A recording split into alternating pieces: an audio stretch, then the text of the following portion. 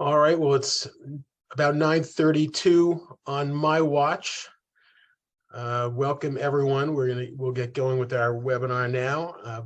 Welcome to the October edition of our monthly annual webinar series. My name is Eric Outholtz. I'm a partner in the Employee Benefits and Executive Compensation Group at Veril. And presenting with me today is my colleague Anna Michelina. Just a few housekeeping items to mention before we get into our webinar content. First, this won't be the first time you've heard this. Please mute your microphones through the course of the presentation. If you have questions, we're happy to answer them. We hope you have questions. And if you do, just put them into the chat function. Click that chat tab at the bottom of your Zoom screen, and that'll open up the chat column, and you can put your questions there. We'll take them as we go, or perhaps wait till they accumulate and then take them. But we do encourage questions. We're happy to answer them. Today's webinar has been approved for 1 SHRM credit and for CLE credit as well. You'll find a link posted in the chat box along with a link to the slide deck that we're using today. And we're also recording the webinar, and we'll email a link of the recording to all of you in attendance, along with a link to the slide deck as well. It is a monthly series. We hope that many of you have joined us month after month. Stay tuned for information about our November program. That's going to be on November 17th at 9:30 a.m. And we're pleased to announce that our January and February presentations will be in person in our Portland office. We're thrilled to welcome everyone back, and we're looking forward to seeing you in January and February.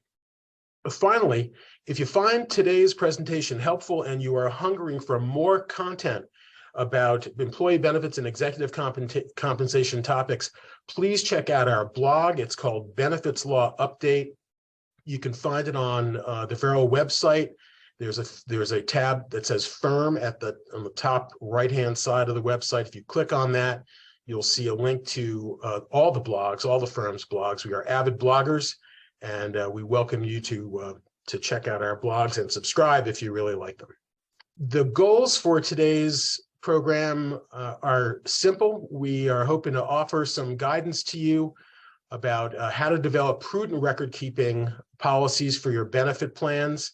Prudent record keeping will support compliance with ERISA and also help you mitigate risks that can result from inadequate benefit plan records. And we'll try to make those risks a little more concrete for you as we go through the program. So today we're going to cover statutory and regulatory requirements relating to benefit plan record keeping. We'll touch on just a handful of cases that illustrate the importance of good record keeping and the risks of poor record keeping. We will then transition and talk about the recently announced IRS pre-audit pilot program, and then close with recommendations and a list of best practices for record retention. So let's start at the beginning. I think everyone knows what ERISA stands for, but it is the Employee Retirement Income Security Act of 1974. It was passed in 1974 to provide rights and remedies and protections for participants in employee benefit plans as well as their beneficiaries. So for context, ERISA was passed in response to some very high-profile cases involving corporations that were invading plan assets or failing to pay benefits. And so ERISA was intended as a broad remedial statute. That's what the preamble says.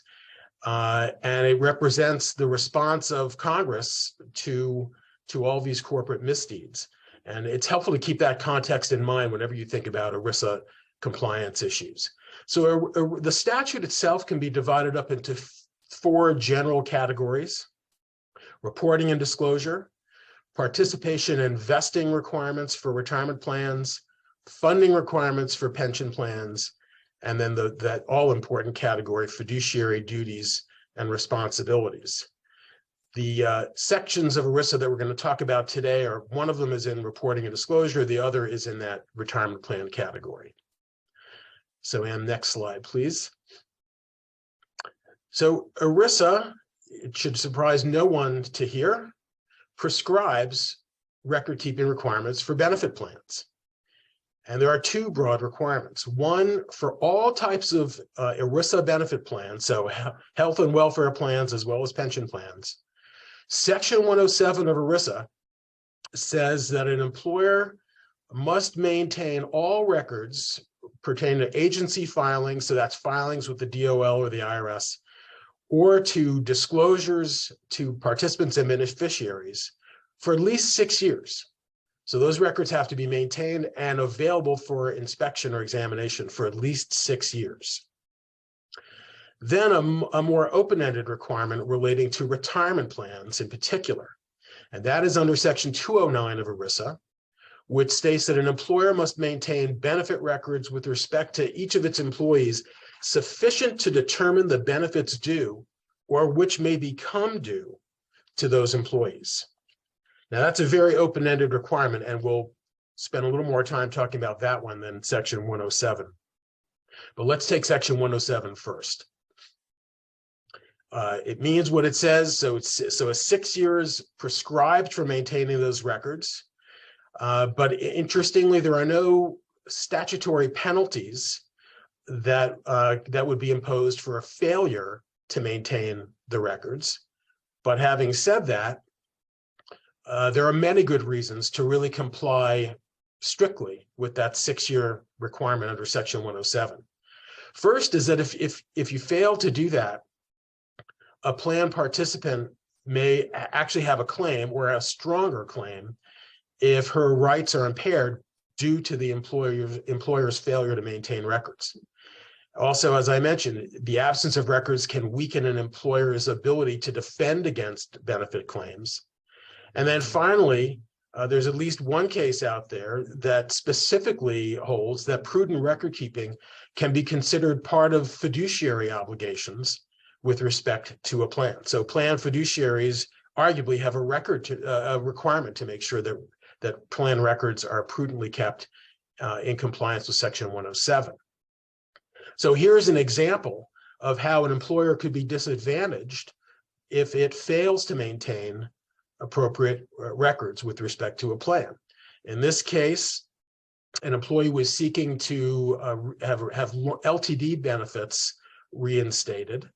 And as most of you in the webinar know, there is a routine requirement that a plan participant has to exhaust her administrative remedies before filing suit. So you can't go right to court. You've got to file a claim. You've got to see whether the claim is allowed or denied. If the claim is denied, the participant should file an appeal. And if the appeal is denied, then the participant can go to court. Well, in this case, because the employer destroyed the records pertinent to this person's claim, she was able to skip the administrative process and go right to court, which is definitely an advantage for the participant, assuming the claim is meritorious in other ways. So the next slide, please. So what are examples of records that should be retained for at least 6 years under Section 107 of ERISA? Here are some examples for you to think about. Annual reports, so that's the Form 5500 filing that most plans make every year. And that's not just the form itself, but that would include all attachments to the form. So for a pension plan, that would include audited financial statements, actuarial statements and actuarial valuations, determination letter applications for retirement plans. Then, of course, the determination letters themselves, which everyone keeps just for tax purposes, but that would, in our view, be covered by Section 107. SPDs and SNMs, of course, they are critical. You know, they're really at the heart of the disclosure requirements of ERISA. Participant benefit statements. And maybe, you know, this is not an exhaustive list. You know, there may be other notices and disclosures that go to participants and beneficiaries that are worth including. The one that comes to mind would be COBRA notices, or proof that COBRA notices were sent. I'm sure all of you can think of other examples as well if you think about these rules from a risk mitigation standpoint. And then finally, claims related records, which perhaps are not strictly required under Section 107, but certainly recommended, particularly if you encounter a contentious claim with a participant who is likely to be litigious. Why wouldn't you hang on to that record for at least 6 years and comply with Section 107 in the process? So now let's turn to Section 209 of ERISA, which is the more open-ended requirement. As I mentioned, 209 does not apply to welfare benefit plans. It really, so think of it as a retirement plan provision. And when we unpack this, you'll see why it makes a lot more sense and why it's a lot more open-ended in the retirement plan context. So just to reiterate, Section 209 says that an employer must maintain benefit records with respect to employees sufficient to determine the benefits due or which may become due. That's underlined for a reason. We really want to emphasize that point. If that seems like an open-ended requirement to you, that's because it is an open-ended requirement.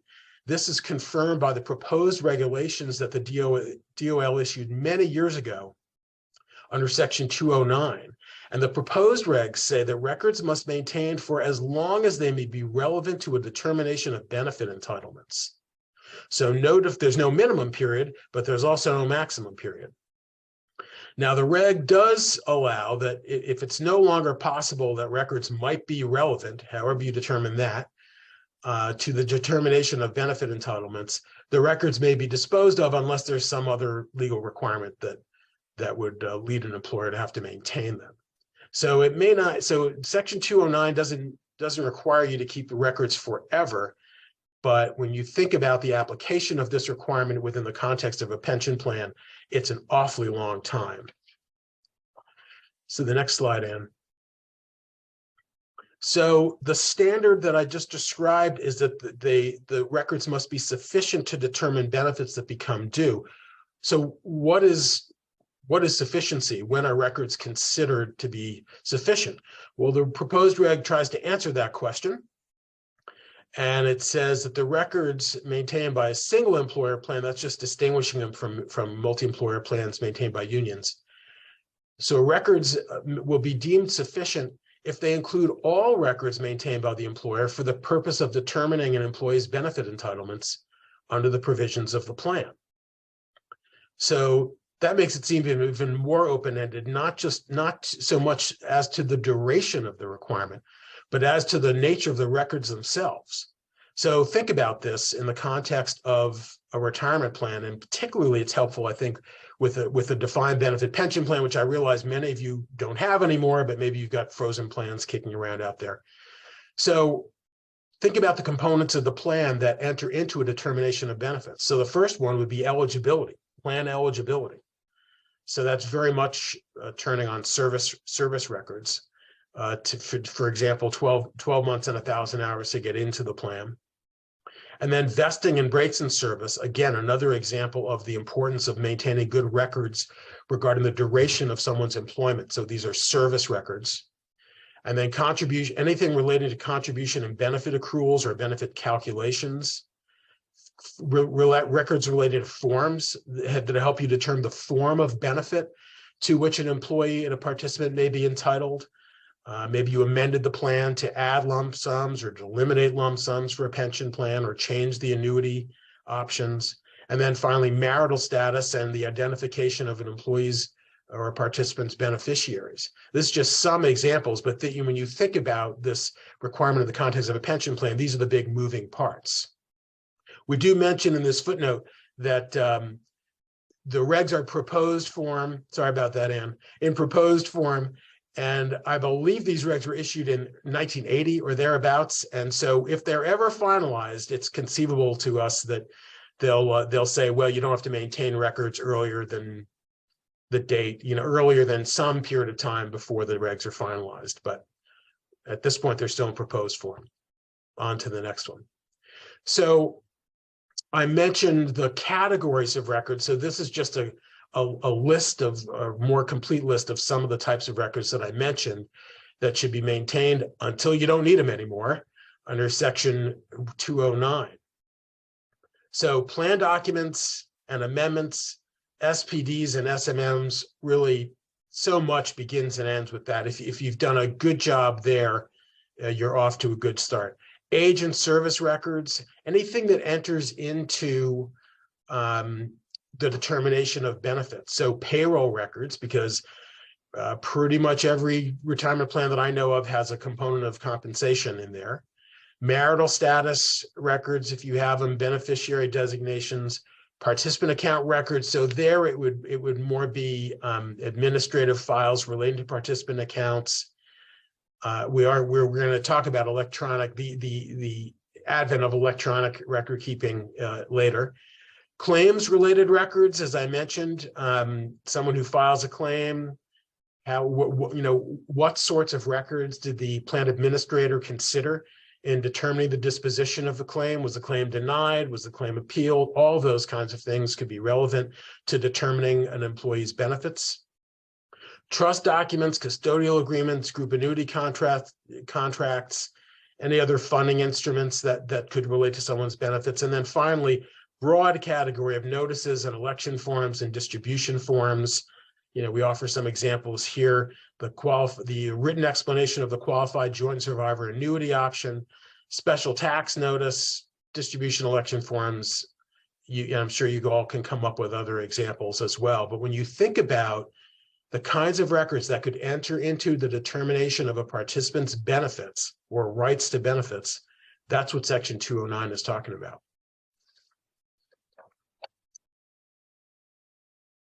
So what can happen, and did we skip one potentially? Yeah, thank you. There is a civil penalty available for Section 209, and that's $33. A lot of these penalties now, DOL penalties, are odd numbers because they're indexed. So this probably started as something like maybe $30, $33 per affected employee. So this is a penalty that may be imposed by the Department of Labor for failure to retain records under Section 209, unless the employer can show that such a failure is due to reasonable cause. And there are such things as reasonable cause. We'll mention a case shortly about that. But beyond that, this is going to become the theme of this presentation. There's a risk mitigation element to all this. So if records are destroyed, particularly, so here in this example, records relating to a claim for benefits, that might make it more difficult to figure out when the statute of limitations for bringing a lawsuit starts to run. Because if it confuses the claims administration process or the appeals process, that could muddy the waters and ultimately work to the benefit of a participant in bringing a claim under Section 502 of ERISA or other claims that can be defended on the basis of a statute of limitations. And then also poor record keeping habits would just make it more difficult to respond to audit requests from the DOL and the IRS. And those requests absolutely come in. So the next slide. So more about what happens, or more concrete examples of what happens if a plan sponsor doesn't keep sufficient records. Courts, everyone knows that, courts begin with an exploration of facts and circumstances surrounding a case. So the facts and circumstances are always relevant to courts, and that can help or hurt. We mentioned that you can avoid penalties for failure to keep records if there's a reasonable cause. There's at least one case out there confirming that accidental destruction by flood is a good cause. So if there's a great calamity, floods, fires, earthquakes, hurricanes, all of those may be good excuses, or at least they were back in the day when records were kept primarily in paper. But facts can cut the other way as well. If a plan sponsor has failed to maintain records or lost records even through no fault of its own for a particular period of time, and the participant is able to produce credible records relating to his or her benefits, then a court might be willing to award benefits to the participant. So examples might be, the participant is able to provide benefit statements that she received, or some letter saying congratulations on completing 20 years of service with Acme Rocket Sled Company. That certainly would suggest that person has worked at the company for 20 years, and that potentially could be evidence in a case relating to length of service. So the facts can cut in either way. So the next one, another example where a plan sponsor can get the benefit of the doubt. This was kind of an extraordinary case where some particularly long-lived participant was able to was questioning the validity of a claim of his benefits, and made a claim for benefits that turned on records that would have been 50 years old, and the employer simply didn't have those records anymore. The records were lost. That fact alone was not sufficient for this court to find that the plan sponsor's record-keeping habits were lacking. And in fact, the plaintiff still had the burden of proof to show that to introduce evidence sufficient to support his claim and show that he was entitled to benefits. But there are extreme cases, on the other hand, particularly, maybe the employer was a bad actor or just really never had demonstrably poor record-keeping habits. And in those cases, courts will, in extreme situations, shift the burden of proof away from the plaintiff and essentially give the plaintiff the benefit of the doubt, and it may make the plan sponsor prove that the plaintiff was not entitled to receive benefits. That is we did find cases of that, but it's an uphill battle. So I wouldn't lose any sleep over this one, but it's just an example that if in the case where someone's record-keeping habits are really, really bad, that could be a dramatic change in the posture of a case. If now the plaintiff no longer has to prove the case, but the defendant has to introduce evidence against that. So next slide. So again, I mentioned DOL and IRS audits. These record-keeping requirements, again, beyond just the narrow requirements of Section 107 of ERISA and Section 209 of ERISA, these aren't hypothetical situations, and it's not just that, what's the risk that we're going to be sued by a participant. I am quite sure that at least some of you in the webinar this morning have had the pleasure of receiving an audit letter from the Department of Labor or the IRS. And so we thought it would be helpful just to reinforce this point, to give you a summary of some of the kinds of documents that the DOL routinely requests. This is from this example is from a pension plan audit. They're more likely to occur than health plan audits, and the document requests are often more lengthy. So current plan documents and amendments, and here's just a pitch from your lawyers. Signed and dated plan documents and amendments are what you want. If you've got a beautifully drafted plan document and you can't find a signed copy, a signed and dated copy, the plan document doesn't do you, doesn't help you as much as it would. So needless to say, we would never encourage a client to backdate a document, but we definitely encourage our clients to look really, really hard, and maybe a signed copy will appear. But really the time to be checking for things like this, maybe not the whole list, but signed and dated plan documents and amendments, check that today if you're able to do that, because you don't want to be scurrying around after you received the DOL letter. So much for that little side lecture. But plan documents and amendments signed and dated, trust agreements and amendments to trust agreements as well. As many as you know, we have seen trust agreements that are 10 or 15 years old and have 8 amendments to them for various reasons. Find them all and keep them all. SPDs and SMMs, we already mentioned the Section 107 requirement for them, but again, critical to demonstrating to the DOL that you're an employer that's compliance-oriented and maintains good records. SARs, if they apply to your plans, this is always the most maddening request. Forms 5500 for the last 3 years, you filed those forms with the DOL that's now conducting the audit. You would think they could find them, but they make you produce them anyway. Investment policy statement, critical to demonstrate fiduciary compliance for investment fiduciaries. ERISA bonds and fidelity liability insurance policies. all these things are standard requests, but they go beyond this with audit requests. Documents showing identities of planned fiduciaries. Documents relating to meetings of the board of director or fiduciary committee meetings. So that's minutes with exhibits and presentation materials. When these audit records specifically reference minutes, exhibits, and presentation materials. So, is there a legal requirement to maintain minutes of meetings? There is not. But if you don't, that certainly suggests something about your fiduciary compliance status that is not a positive suggestion. And if you do, it's just another indication that you are compliance oriented and you keep good records. I promise I won't make you listen to me read all the rest of the items on these slides. Again, many of you have received these kinds of letters. I probably should have offered a trigger warning before going through these specific document requests, but the list goes on and on and on. It is very specific, and we did want to put this up because in addition to those core documents that relate to the heart of plan administration, these are more like the Section 209 records that we mentioned. So census data and actuarial reports, notices about how to start benefits, a list of missing participants, RMD notices.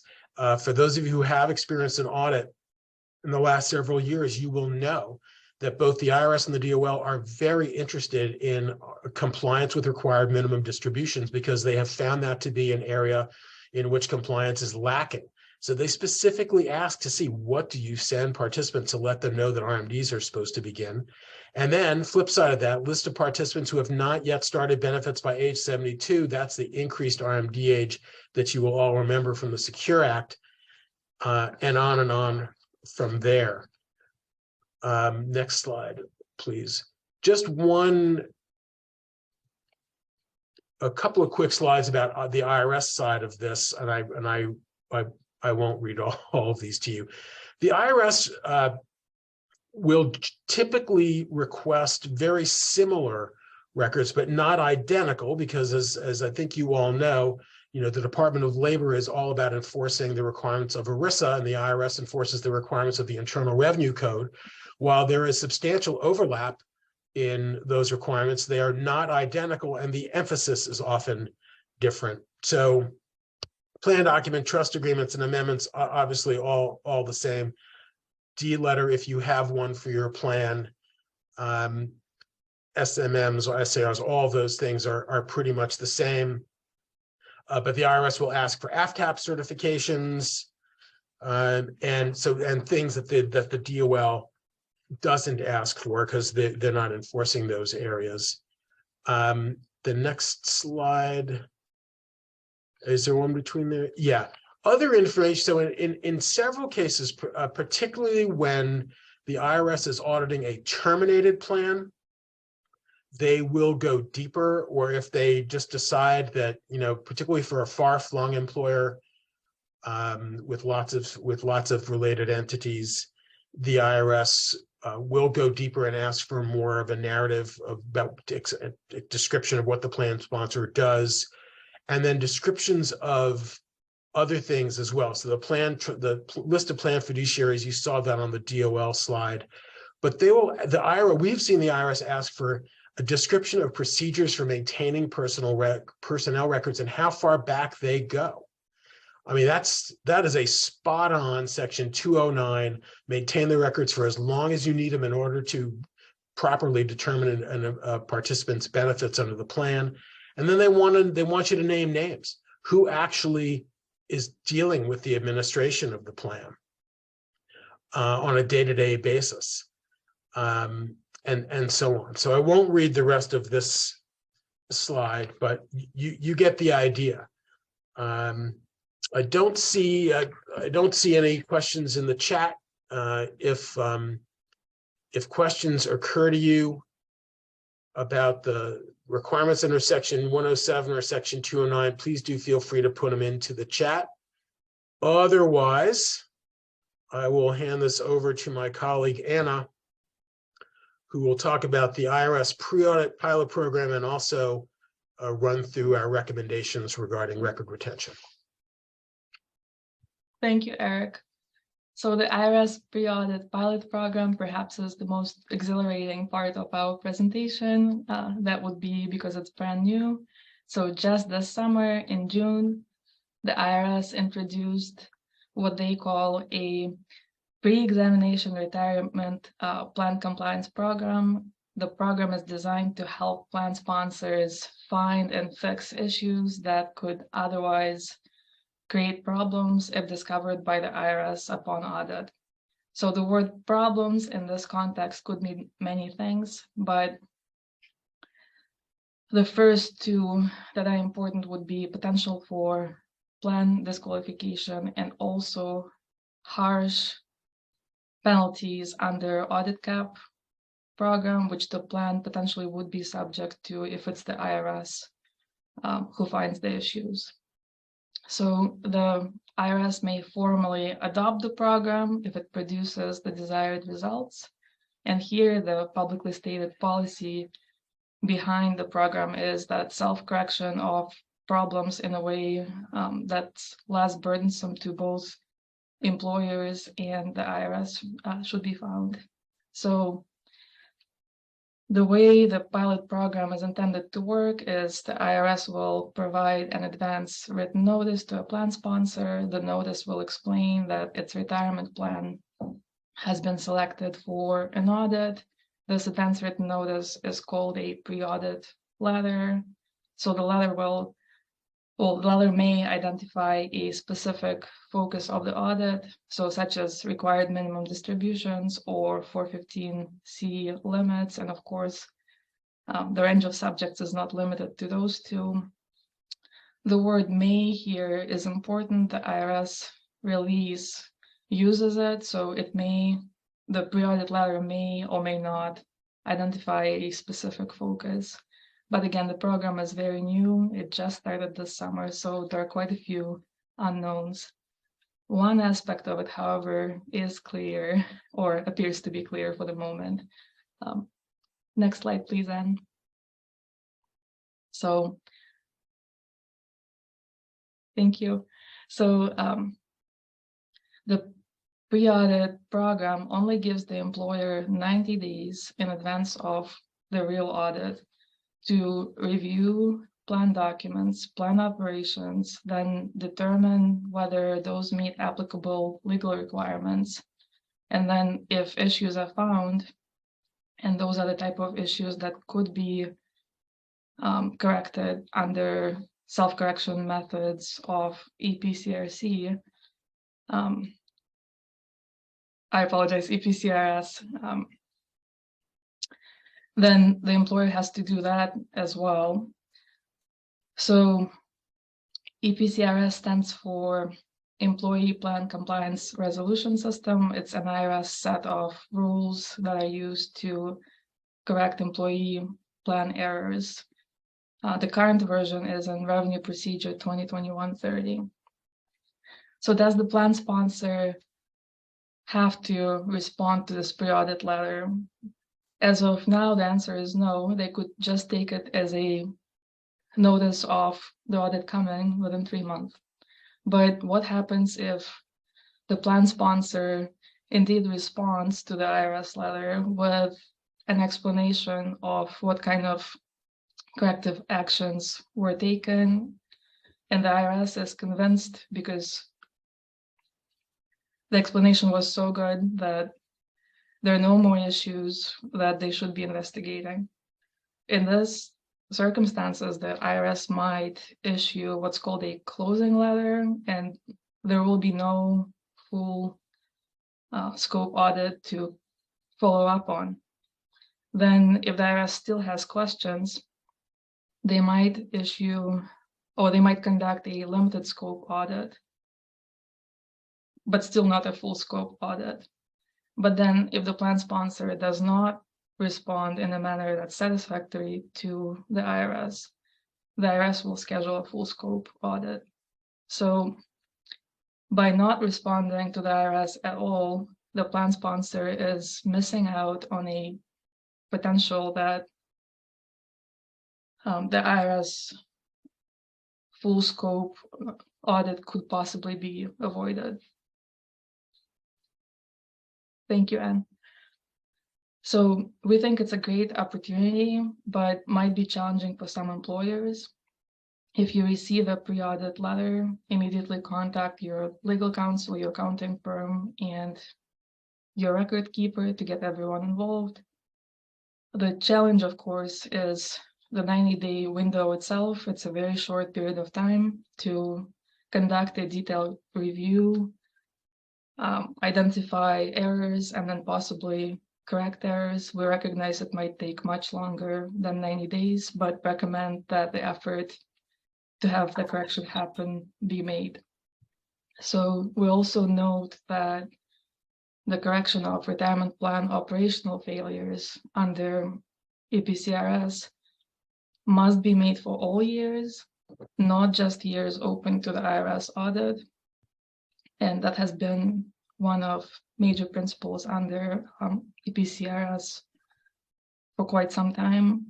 So to have a full correction, it's not just the years that are open to audit that must be corrected, but all the years. And of course, this brings us to a point of why robust record retention policy is important. So Anna and Ann, I want to jump in with one point about this before Anna reviews our record retention recommendations and considerations. Many of you will have already experienced a self-correction under EPCRS. I will say it, at least in our experience, at any given time, someone in our group is working on a correction of some sort of corrective action for a client under EPCRS. And over the years, as the IRS has expanded and in some ways liberalized the EPCRS program, the types of operational failures that can be corrected through self-correction has just been expanded. And so I think many of you have experienced that. And if you've worked with one of us on a self-correction, you will have heard that we'll send you a memo or even some sort of record that you can put in your file to confirm that in our view, you've made a full correction or as full a correction as you can of the error. And you will have heard from one of us that you should keep that and keep all of the records relating to the corrective action in a file. And if the IRS happens to audit your plan for the year in which the error occurred, our advice has been to volunteer that the error occurred and to volunteer that you've corrected it. And you would also keep one of the other records to hang on to is the notice that you're invariably required to send to the affected participants to explain that the error happened and how you corrected it. So you keep all that in a file and make that available to the IRS if that year is audited. So think, we've been talking about this for years and years and years. And now with the pilot program, that advice really comes to mind. So it's entirely possible that would be the year selected for audit, and you will have already identified the record of the error and corrected it. So to me, this pilot program is just as though you need another example or further encouragement to regularly review the operation of your plans and regularly address operational failures. This is just another example of why it's a great idea to do that, because if you have done that, then your 90-day window period will seem like an eternity because you've already dealt with all the issues. If not, if you're scrambling around, or if you kind of remember that the record keeper or your auditor or someone said, oh, you might have a problem in that year, and now you're trying to reconstruct what happened, then you're at a disadvantage and the 90-day clock might seem awfully fast. So just a pitch for regular review and avid self-correction when you find a problem. Sorry about that, Anna. Carry on. Thank you, Eric. And could we go one slide back? Thank you. So the first record retention consideration is that duration of the recommended record retention really depends in part on the type of a benefit plan involved. So whether that's a health plan or a defined benefit pension type of plans or retirement plan. A health plan would be an example of a plan for which the record retention time period would probably be the shortest, and that's because only ERISA Section 107 applies to that, thus a 6-year record retention requirement. On the other hand, a defined benefit pension plan would be on the other side of the spectrum, so a much longer time span, and that's because both sections 107 and section 209 applies to retirement plans.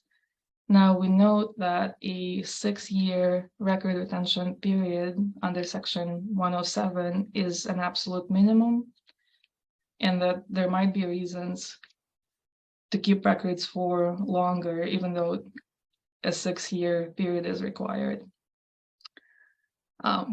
Also, electronic data storage should make record retention much less burdensome and expensive at this point, and many required disclosures and notices can and commonly are provided now in electronic form, and the DOL has established requirements for electronic record keeping as well,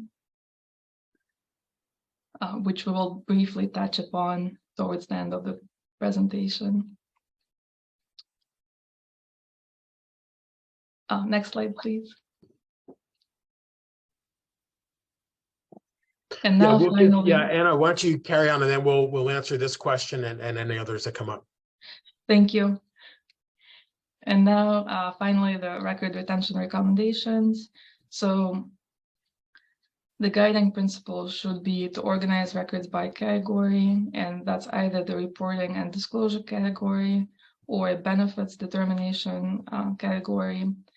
And reporting and disclosure type of documents should be kept for a minimum of 6 years, and benefits determination type of records retention period is indeed indefinite, and that would depend on the type of plan that you have and the specific provisions of your plan as well. We also like to note that it might be helpful to keep agency filings and disclosures to beneficiaries and participants for longer than 6 years after the filing or distribution date, and that's because ERISA cause of action may not arise until later in some cases. So this could be protective of the employer to keep records for longer in this type of circumstances. And then for benefits determination records, it's age, service, and compensation type of records that are likely to be very important in either explaining to the participant why they are eligible for a certain benefit, their benefit amount, and so on and so forth, or explaining the same type of determinations to the court. And of course, maintaining those records should be done until it's no longer possible that the records might be relevant to determination of benefit entitlements. And this is the open-ended requirement that Eric has explained.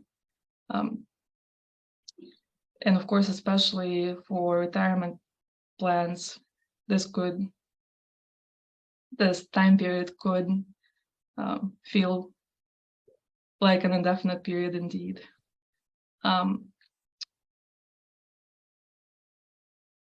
Last but not least, both sections 107 and 209 are at the very core of why ERISA has been enacted to begin with. So that's to protect the rights of participants. But at the same time, the reverse is also true. A sound record retention policy could be protective of the employer as well, whether it's in a general compliance context, which would be responding to DOL audits or IRS audits, or taking advantage of this new IRS pilot program, or in more of a litigation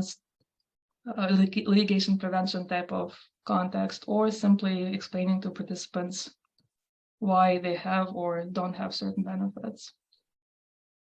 And finally, next slide, please. So here are the DOL requirements regarding electronic record retention. Those are not new. They have been around since early 2000s, and we thought we should include them here for your reference, just because most likely you support organizations that no longer rely on just paper records. Excellent. Yeah, this, these rules, we'll mention again, the ERISA was passed back in the day when all records unquestionably were kept in paper, and even the proposed regulations from the early 80s that I mentioned before were, back in those days, records were kept primarily in paper. So the advent of electronic record keeping and being able to store files in the cloud, so not even in a server in a basement that could get flooded, but somewhere else in a highly protected facility in the desert.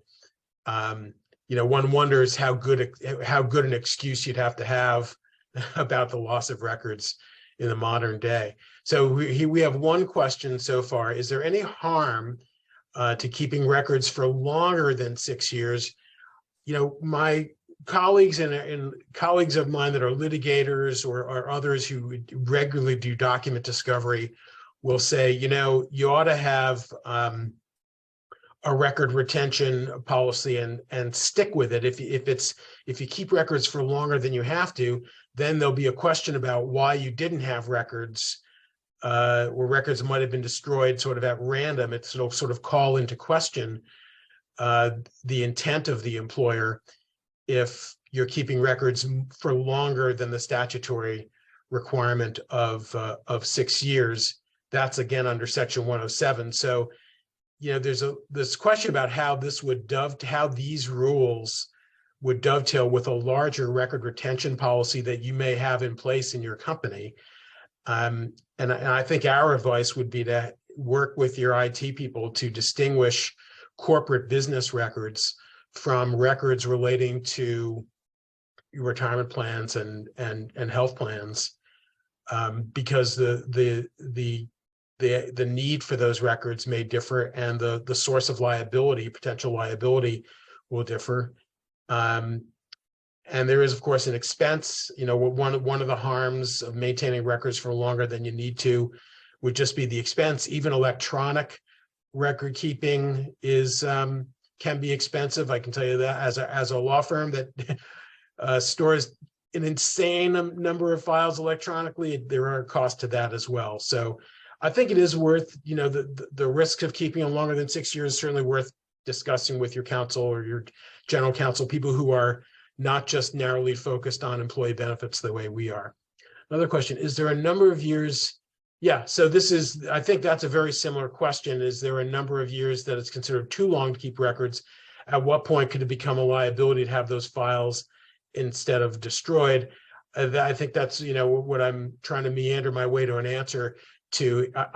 It is conceivable to me that keeping records for too long would either be too costly or lead to undesirable results if you're sort of destroying records on a selective basis, because that could lead to an unfavorable inference with respect to the destroyed records.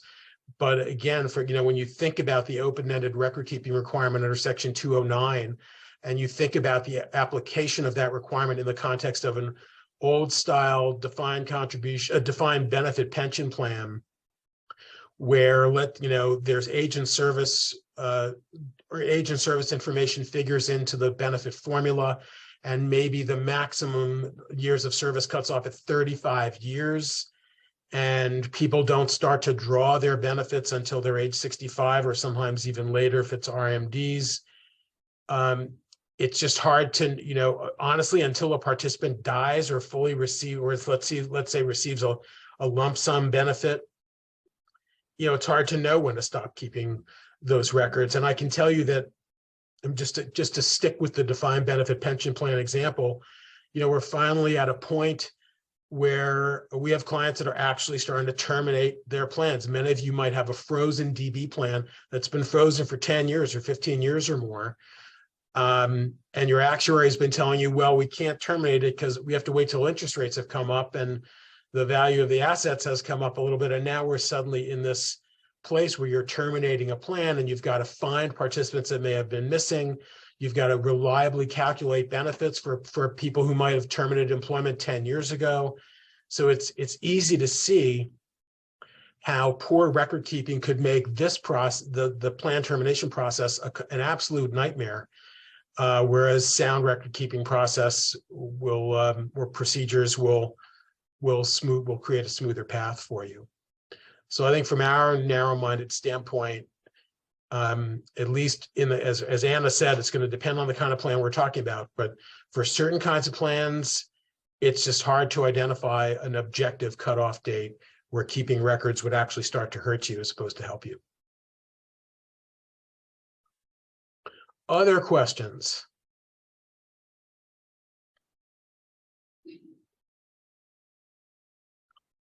Okay, well, this is not your last. Oh, I see one just popped up.